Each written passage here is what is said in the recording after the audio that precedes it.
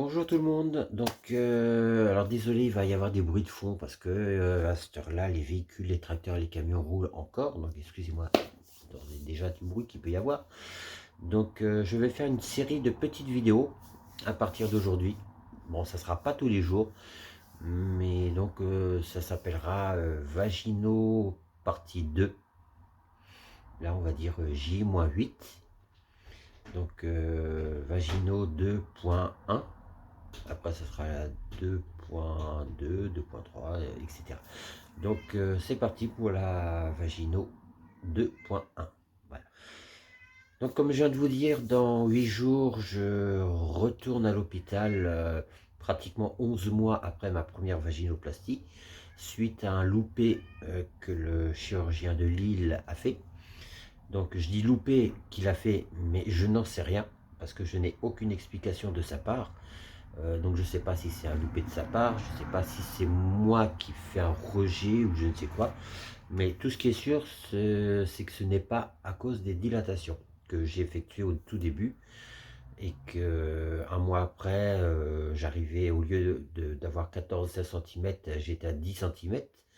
Donc je l'ai contacté. Il m'avait dit que c'était normal, parce que c'était post-op, que c'était encore frais. Bon, excusez-moi si mon chat, je reviens. Excusez-moi.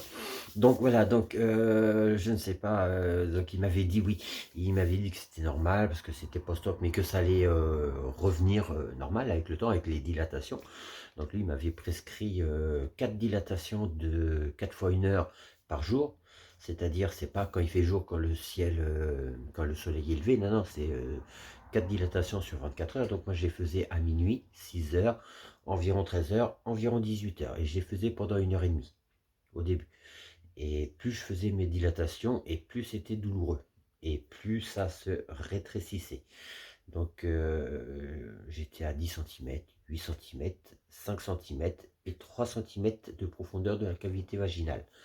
Donc j'envoyais des mails qui restaient sans réponse. Une fois, j'ai fait un mail un petit peu plus menaçant. Donc j'avais envoyé au service transidentitaire de Lille, j'avais envoyé aux infirmières, j'avais envoyé aux secrétaires.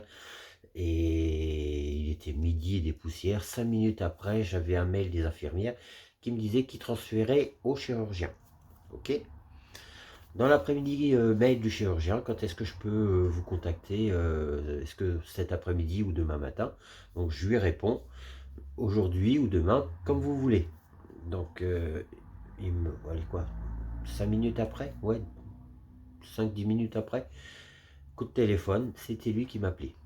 Donc on en parle, tout ça, et alors c'était un mercredi, il me dit, bah, écoutez, je vous convoque en urgence pour vendredi.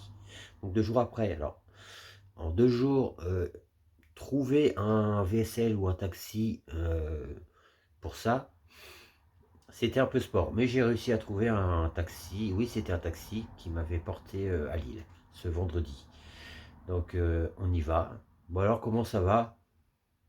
Bah écoutez, si ça irait bien, je serais peut-être pas là quoi. Donc je me déshabille, pantalon, culotte, je me mets sur la table. Il est là, il regarde. Mais non, mais ça va bien. C'est beau, c'est propre. Non, il n'y a pas de problème. Il se retourne auprès de son interne pour lui demander son avis. Son interne qui dit la même chose. Euh, Moi, je regarde l'interne, j'ai dit, ben oui, ben c'est normal, hein, c'est votre patron, vous n'allez pas dire le contraire, hein. Et avant de dire si ça va ou si ça va pas, je sais pas, faites une auscultation, regardez, mettez... Non, non, il a rien fait. Il a rien fait, bon. Si, il m'a prescrit de la kiné. Donc je suis reparti avec mes séances de kiné.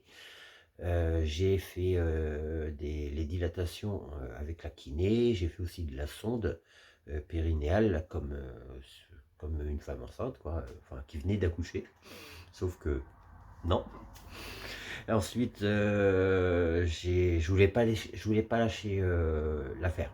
Donc je suis allé voir d'autres chirurgiens à Paris. Et il y en a un, j'ai réussi à avoir, c'était mars, avril, mai, juin, 3 mois après, ouais, j'avais rendez-vous avec lui. Donc c'était assez rapide. Donc je me suis dit, bon, bah, il va voir, mais Après, qu'est-ce qu'il va dire, je ne sais pas. Est-ce qu'il va m'opérer, je ne sais pas du tout. Et s'il m'opère, ça va être dans combien de temps? Parce que les délais sont très longs. Donc, je vais voir ce professeur sur Paris. J'arrive là-bas, donc j'enlève le pantalon, j'enlève la culotte, je me mets sur la table. Lui, il arrive, hop. Déjà, rien que pour mettre les doigts, il y avait des problèmes. Donc, je lui explique, non, c'est comme ça, toc, toc. Et il me regarde, il me dit, vous n'auriez pas plutôt une carte pour m'expliquer? Il me dit, il y a un problème. Déjà, pour l'introduction, c'est normalement, c'est droit, quoi. Oui, c'est droit. Il continue, il rentre, il me fait mal. Il me fait mal, il me dit, oui, il y a quelque chose, il y a un problème dedans. Donc, il constate que lui aussi, il y a un problème. Pour lui, il y a un problème, il y a un souci, il y a quelque chose qui ne va pas. Donc, bon, je me rhabille, tout ça, on discute. Il me dit, écoutez, il y a deux choix. Soit que vous faites opérer, ou soit vous ne faites pas opérer. Ah, déjà, il me parle de me faire réopérer. Donc, c'est bien. Il me dit, si vous ne faites pas opérer, c'est clair, votre vagin sera toujours fermé euh, tel qu'il est, et ça serait des dilatations à vie. Donc, tous les jours, minimum 4 heures de dilatation à vie, non. Non, non. Puis ça sert à rien de faire des dilatations si je ne peux pas aller plus loin. Enfin, quoique, avec la kiné, on avait réussi à gagner quelques centimètres. On avait quand même réussi à gagner quelques centimètres, mais ce n'était pas les 14 centimètres, 14-16 centimètres qui étaient prévus à la base. Bon, ben, ok. Et l'autre choix, c'est l'opération. Il me dit oui, on peut vous réopérer. Ça, c'est pas un souci. Donc, il m'explique sa technique. Alors, c'est par le côlon. Alors, c'est-à-dire que ils vont couper un morceau de mon côlon. Alors, combien de centimètres, je sais pas, mais bon, là, voilà, c'est lui qui va avoir. Donc, il va me couper un morceau du côlon et ils vont se servir de ce morceau-là pour me faire la cavité vaginale. Et après, ils vont recoudre les deux morceaux du côlon. Ils vont pas laisser comme ça, hein, heureusement. Et donc, il m'explique comment ça se passe. Il me dit par contre, c'est à deux chirurgiens. J'ai un collègue qui prélève le côlon et moi qui le greffe euh, en cavité vaginale. Bah ok, d'accord, pas de problème. Et ça se passe comment? Combien de temps d'hospitalisation? Combien de temps d'arrêt? Les dilatations? Combien de temps? Etc. quoi. Puis bah écoutez, vous resterez 5-7 jours, 7 jours maximum à l'hôpital et après un mois d'arrêt. Donc ça veut dire, docteur, que si au bout d'un mois d'arrêt, je peux reprendre le travail. Il me dit oui, tout à fait. Je suis ambulancière, donc quand je suis en ambulance, on porte quand même du poids. Il y a des patientes qui sont pas... Voilà quoi. Plus le poids du brancard. Après, il faut pousser le brancard dans l'ambulance, même si on y a, on y a deux. Moi, quand je travaille, j'aime pas me sentir handicapé. Moi, si je fais mon boulot, c'est de A à Z. C'est voilà, je fais pas la moitié, lui, il fait le reste. Non, on est une équipe, on est deux, on fait tout pareil. Il me dit, oui, non, vous pourrez prendre votre travail d'ambulancière. Bon ben, yes, génial, c'est bon.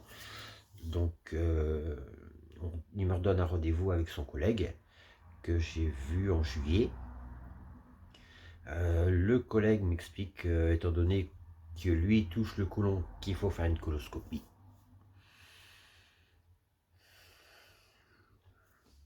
Coloscopie a été faite. Alors la coloscopie en elle-même, bon je dormais donc j'ai rien senti. Mais la veille, la purge, j'ai passé une nuit de... voilà, de merde. Ah, je peux vous dire que la purge, elle est bien efficace. Donc le lendemain, coloscopie, tout se passe bien. Résultat RAS, à tous les étages, tous les niveaux, toutes les canalisations, tout est nickel. Déjà, c'est bon. Donc je l'ai revu, alors donc là, on est le 10 octobre, le lundi 10 octobre. Je l'ai vu la semaine prochaine, la semaine dernière. J'ai vu la semaine dernière.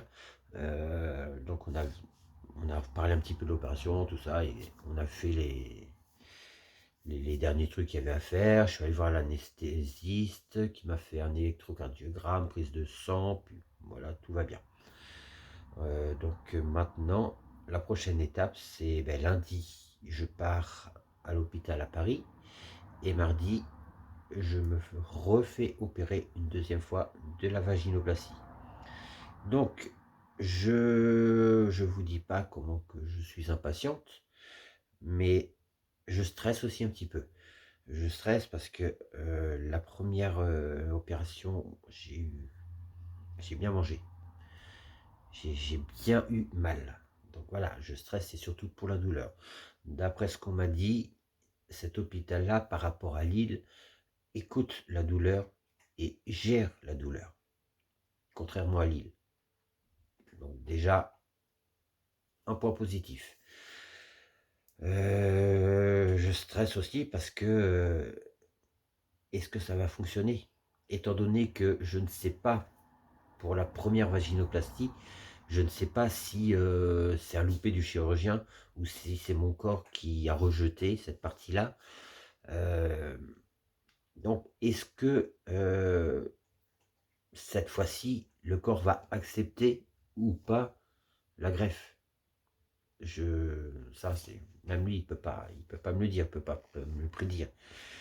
Donc, on verra, stressé, impatiente, mais pour moi, il faut que je la fasse. Il faut que je la fasse, la deuxième opération. Faut que je me lance, faut que je me donne cette dernière chance. Après, ben, je sais pas. On verra ça. Voilà. Voilà pour cette première partie d'une X série. Je ne sais pas combien je ferai de vidéos. Je ferai aussi des lives de temps en temps sur TikTok pour donner un petit peu de nouvelles. Donc voilà. Je vous remercie si vous avez été jusqu'au bout de la vidéo, de m'avoir écouté. Et à très bientôt pour des prochaines nouvelles. Au revoir.